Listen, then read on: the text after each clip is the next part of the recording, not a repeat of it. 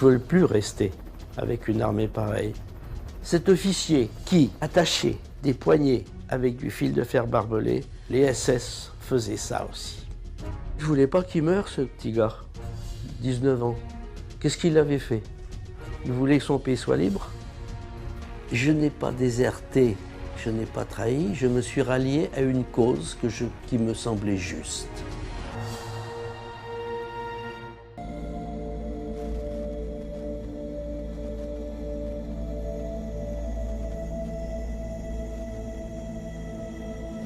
Déserteur, celui qui abandonne les siens, qui change de camp. Un mot brutal, une idée violente. Voici l'histoire de deux d'entre eux, opposés et pourtant si proches. Depuis 1830, l'Algérie, c'est la France. C'est le fleuron de notre empire colonial. Jusqu'en 1954, deux communautés semblent cohabiter paisiblement. 1 million d'Européens de souche et 9 millions de musulmans qui ne jouent aucun rôle, qui ne sont que des ombres. Cette carte postale paisible va bientôt se déchirer. L'heure des combats va sonner, ce sera le moment des choix cruciaux qui mettent en jeu toute une vie.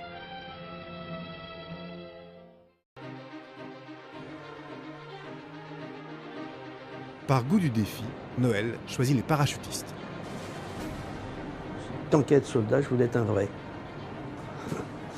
Peut-être le plaisir d'avoir peur. J'avais envie de sauter. Je voulais savoir. Mon père était un ancien résistant. Prisonnier en Allemagne, il s'était évadé, il avait rejoint la résistance. Et là, finalement, on nous envoyait nous battre contre des gens qui, comme mon père et mes oncles, pas longtemps avant, s'étaient battus pour libérer leur pays. Quand j'ai pris le train pour aller à Mont-de-Marsan, où il y avait le camp des parachutistes que je devais rejoindre avant d'être envoyé en Algérie. Et là, mon père m'a accompagné à la gare. Quand le train commençait à rouler, mon père a sauté sur le marchepied et il m'embrassait en me disant « Ne deviens pas un boche ». Il est redescendu du marchepied et un peu après, il s'est mis à courir pour m'embrasser encore une fois et en me disant « J'aurais pas dû te dire ça, je sais bien que toi tu seras jamais un boche ».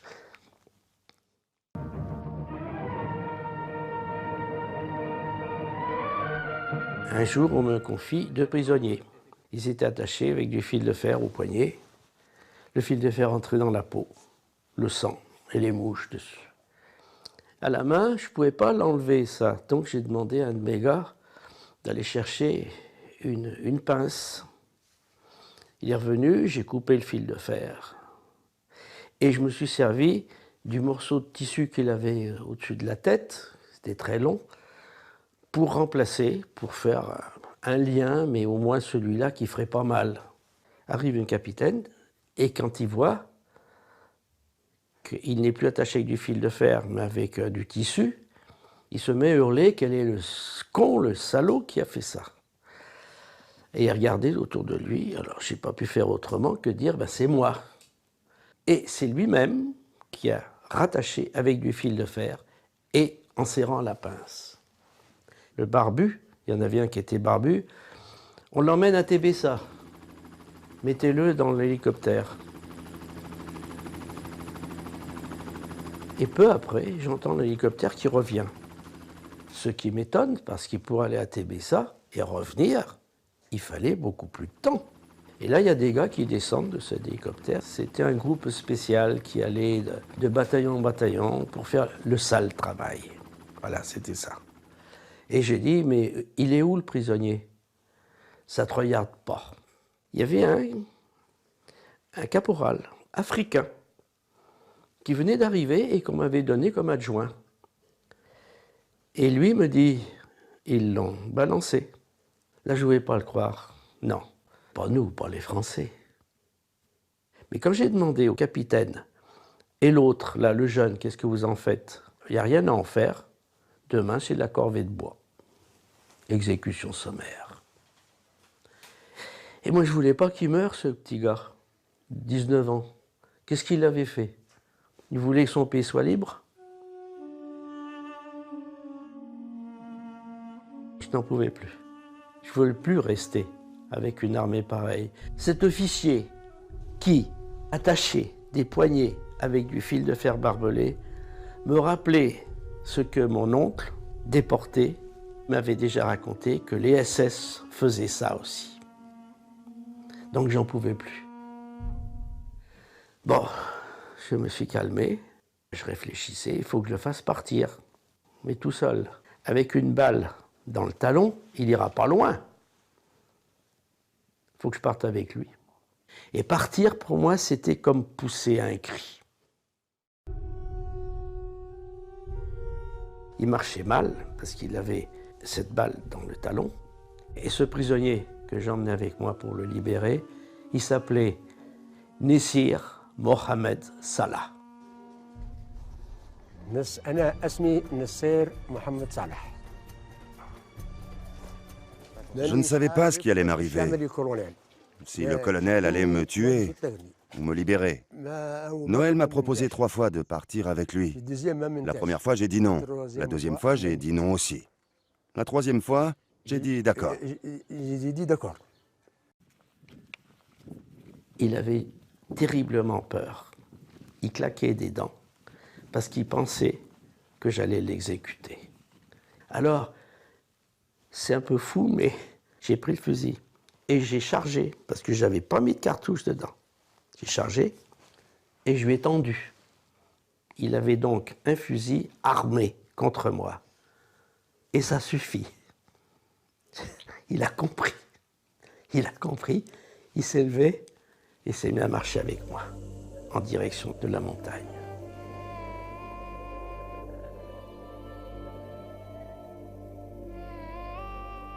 Et on a marché, on a marché, on a marché.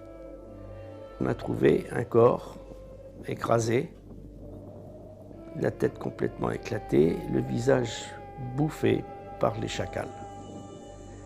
Alors, est-ce que c'était le barbu qu'ils ont jeté d'hélicoptère? Je ne peux pas le savoir, si c'était celui-là. Mais ce que je peux savoir, c'est que ça se faisait. Car ce corps-là ne pouvait tomber que de l'hélicoptère. Il n'y avait pas de montagne à côté, il n'y avait pas de... Non, ni d'arbres, ni rien du tout. Il ne pouvait être jeté que d'hélicoptère. J'étais blessé aux 2 pieds. Noël a découpé la couverture pour me faire un pansement. Pendant 3 jours, il m'a soutenu et j'ai bien pu marcher le 4e jour, grâce à la couverture. Parce que j'étais pieds nus, je n'avais pas de souliers. Je dois la vie à Noël. J'ai été sauvé grâce à Dieu et à lui aussi. J'ai marché un petit peu dans cette crevasse pour voir un peu les lieux. Et d'un seul coup, je me trouve nez à nez avec un soldat français. Quand il m'a vu, il s'est arrêté net. Il avait peur que je le tue, autant que moi, j'avais peur d'avoir à le tuer. Alors j'ai baissé mon arme, puis lui aussi, parce que lui, il avait compris qui j'étais. J'étais justement celui qu'il était en train de chercher. Puis je l'ai laissé reculer. Il reculait. Il me souriait, timidement comme ça, mais il me souriait. Je ne voulais pas le tuer. Donc je l'ai laissé partir. Un camion est revenu et ils sont montés dans ce camion et ils sont tous partis. Il n'a donc rien dit aux autres.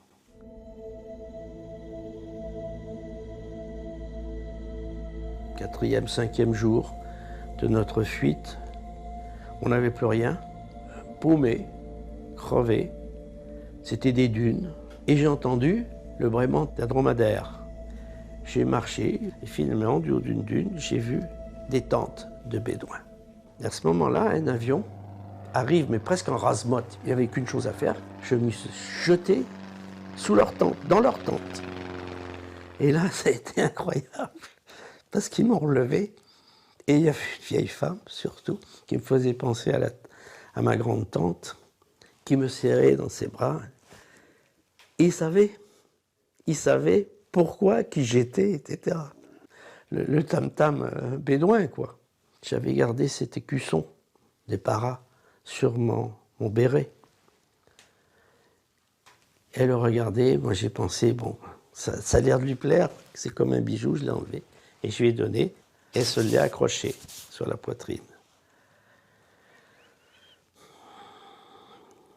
Ben, c'est ce qui l'a tué. Parce que des harkis sont passés, commandés par 2 sous-officiers français, et quand ils ont vu ce bijou, ils ont compris qu'on était passé par là. Ils ont tué toute la famille, sauf un petit garçon qui, lui, était parti avec un petit âne pour nous apporter de l'eau à Mohamed et à moi. Et quand il est revenu d'en haut de la dune, il a vu le massacre de toute sa famille. Et ce petit, il s'appelait Nordine. Et c'est pour ça que moi, quand on m'a demandé comment tu veux t'appeler, j'ai dit Nordine.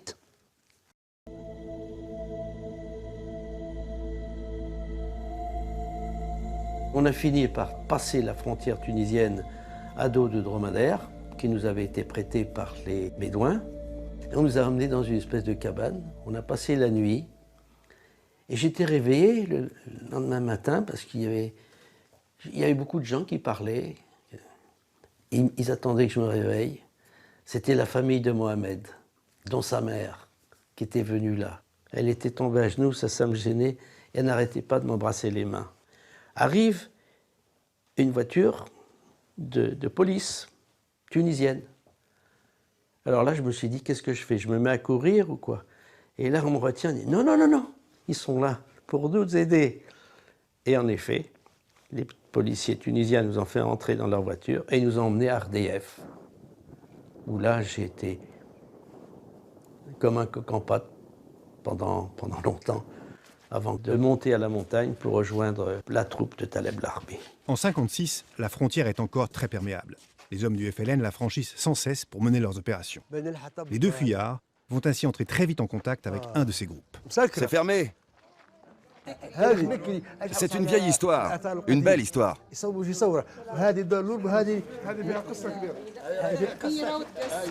l'histoire du Français qui a déserté. Il était là, dans cette maison même.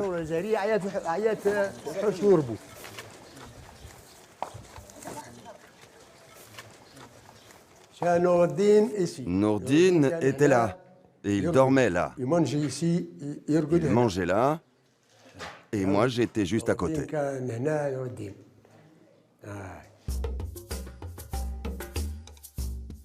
La Tunisie, tout juste indépendante, soutient le combat des Algériens.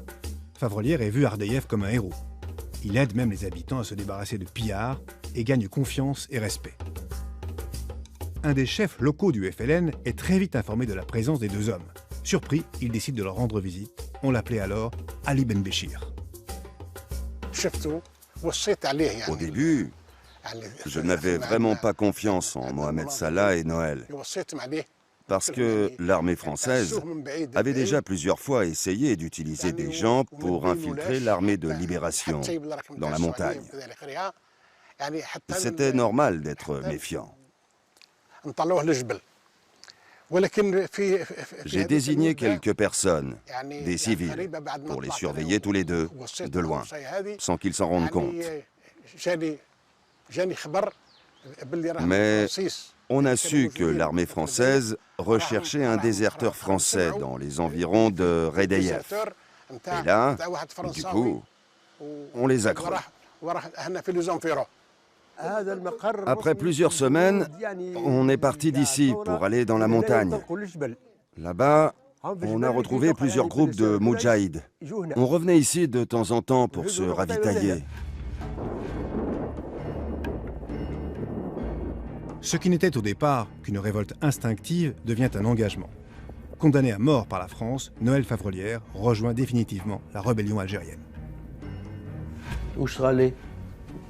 Je ne voyais pas d'autre endroit où aller. Nous avions nos grottes. Mais on bougeait beaucoup, parce qu'il y avait les mouchards, ces avions-là. Hein.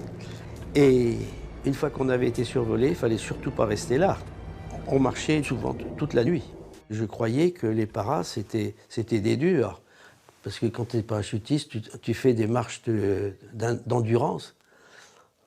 comparé à ce qu'on faisait, à ce que faisaient les Félagas, ben les paras c'était des chochottes. Oh, toute la nuit on marchait.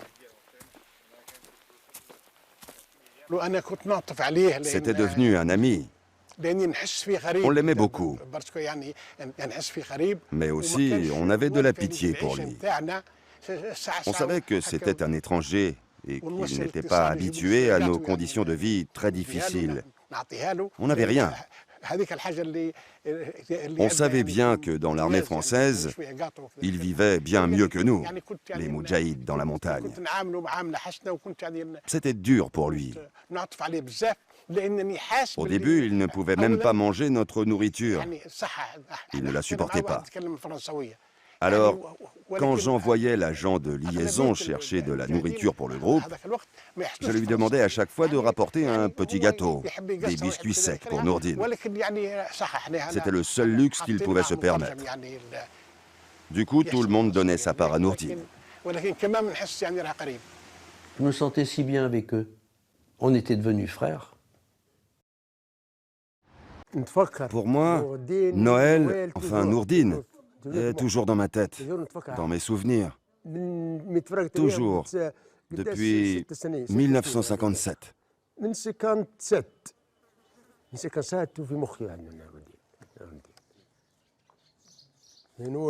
Il était déjà dans mon esprit avant même que je le rencontre, avant. C'est beaucoup de souvenirs. On avait vraiment une vie difficile. On n'avait pas toujours de quoi se nourrir. Au début, on marchait même les pieds nus. C'était dur. Mais il y avait une telle amitié entre nous. C'était des temps difficiles. Mais on était tellement solidaires et vraiment unis. On luttait pour notre cause. Du coup, j'aurais aimé que la guerre dure encore 10 ans. Ce qui m'a le plus étonné quand je suis arrivé chez eux, c'est de voir à quel point ces gens-là aimaient la France. Et quand quelqu'un qui ne me connaissait pas encore posait des questions, t'es communiste, t'es ceci, t'es cela, et les autres se mettaient en colère en disant « Mais non, s'il est là, c'est parce que lui, c'est un vrai Français. » Ils étaient tous d'accord. Moi, je me grattais la tête. J'ai pas tiré sur les Français. J'ai pas tiré. J'ai tiré en l'air pour prévenir, pour éviter un choc entre des Algériens qui descendaient et des Français qui s'infiltraient. Et ils ne savaient pas, ni d'un côté ni de l'autre, qu'ils allaient. Et en tirant, les Français sont mis à tirer. Et à ce moment-là, tout le monde a compris, attention, et il ne s'est rien passé. Chacun est reparti à reculons. C'est la seule fois où j'ai tiré. Finalement, c'était pour sauver du monde. J'ai été témoin d'une exécution. Un traître qui était responsable de la mort de combattants. Je l'ai vu presque en ombre chinoise, je pourrais dire. Et je ne savais pas ce qu'ils allaient faire. Et je pensais qu'ils allaient lui tirer une balle. Et pas du tout. C'est au couteau, en sciant la nuque, d'un coup. Je ne pouvais pas m'empêcher de penser. Je suis parti, j'ai déserté, justement pour ne plus participer à ce genre de choses. J'arrive chez les combattants algériens, et paf, je suis en plein dedans. Ça recommence. Après 10 mois de vie dans le Djebel, le destin de Favrolière bascule encore. Un chef important, Amirouche, l'a pris sous son aile et l'envoie à Tunis pour y faire de la représentation. C'est un journaliste français de France Presse, quelque chose comme ça, je ne sais plus, qui a dit, qui a raconté mon histoire au consul général américain à Tunis. Donc, je suis allé le voir. Je lui ai dit que j'avais ma sœur aux États-Unis, mariée là-bas. Et il a dit, bah, si vous voulez, moi je peux vous envoyer là-bas.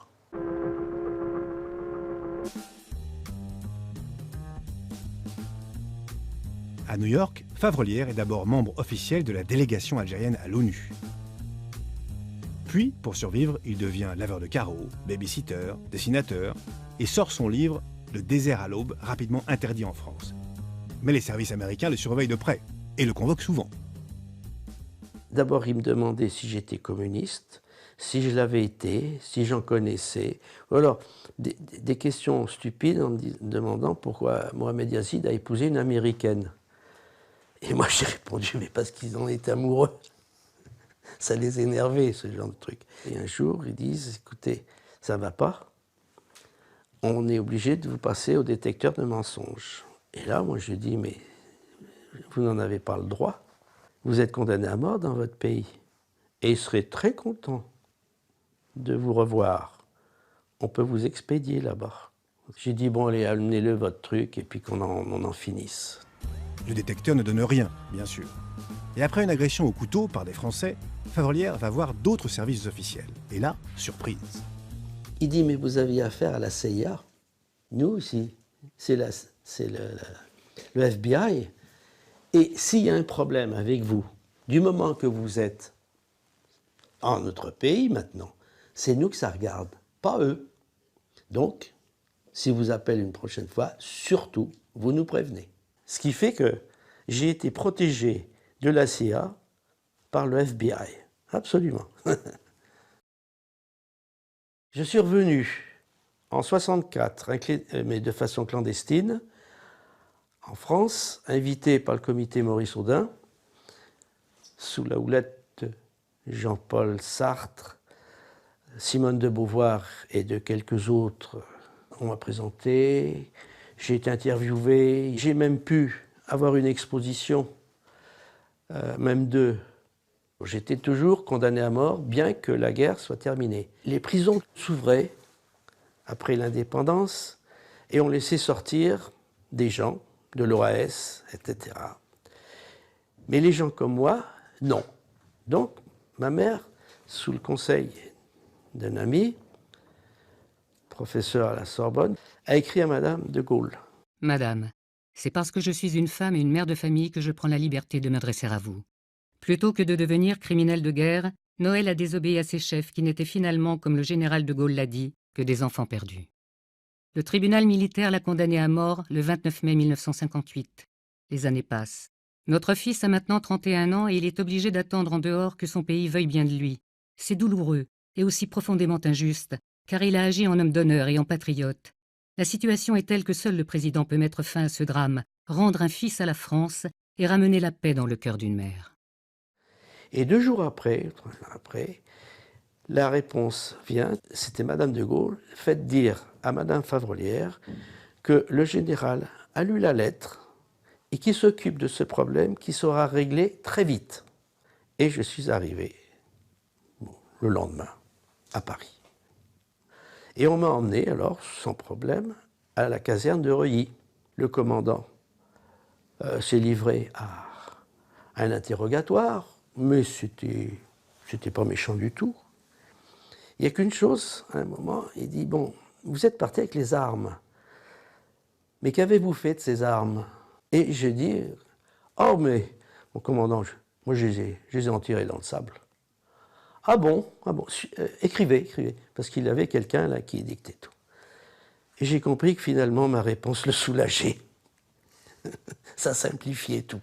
Alors il me donne un papier qui dit que tout est nul et non avenu en ce qui me concerne. Ça fait de moi un petit mouton tout blanc comme au sortir du ventre de sa mère.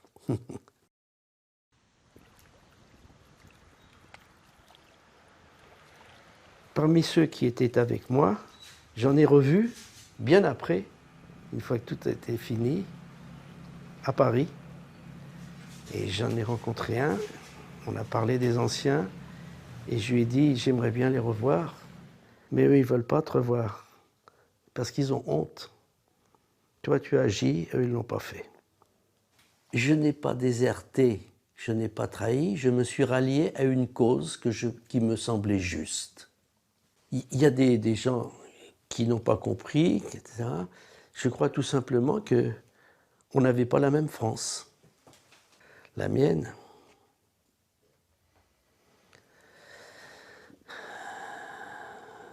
celle de la lumière.